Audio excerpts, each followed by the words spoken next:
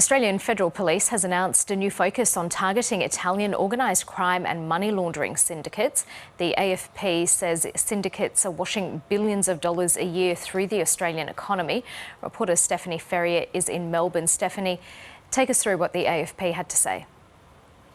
Good morning, Corinna. Well, the AFP is really pulling no punches here, issuing quite a stark warning to the Australian-based members of the Calabrian Mafia, the 'Ndrangheta, saying basically that they are on notice, that the AFP is going to use all of its powers to attack their finances, their communications and their operations. As you mentioned, multi-million dollars every day are being laundered through the Australian economy through ill-gotten gains with these members that are very disciplined, flying under the radar for so long.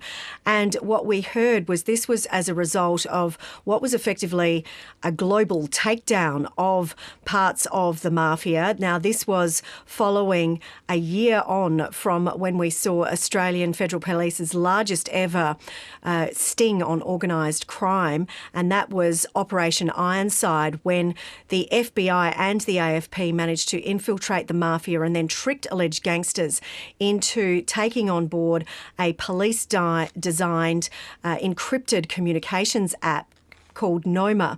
Now, they thought that they were using a code that was unbreakable, but in the background, officers were able to monitor their clandestine syndicate operations and also their communications, leading to hundreds of arrests. We heard from the Assistant Commissioner, Nigel Ryan of the AFP, and he was talking about the fact that there were 769 search warrants, there were 383 people charged. We saw 6.3 tonnes of illicit drugs being seized, along with 147 weapons and $55.6 million in cash.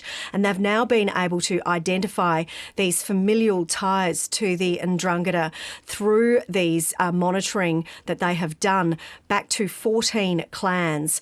Let's have a listen to what he had to say.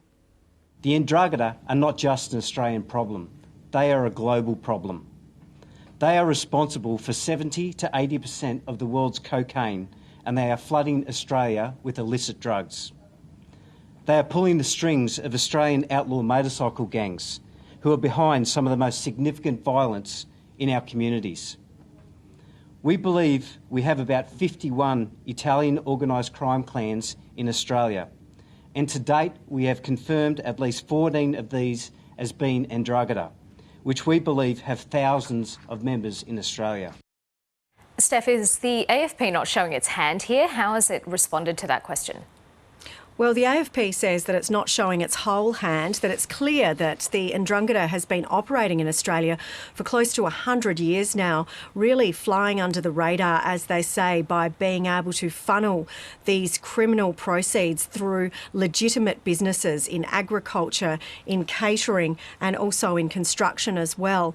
And Nigel Ryan said that it was a matter of almost smoking them out to really show that they were on their radar, to say that they were shining a light in what he called the darkness that the 'Ndrangheta had been able to operate for so long, because they pride themselves on the fact that they operate in this deadly secrecy and operate on fear as well. So they are really trying to flush them out, but one of the first key things that they're going to do is try to attack them where it hurts, which is their finances. As I mentioned, that money laundering operation, to try to really attack it. This is what he had to say about that. Unleashing this next phase will be long and challenging, but the AFP is up to the challenge. And to be frank, we need to be.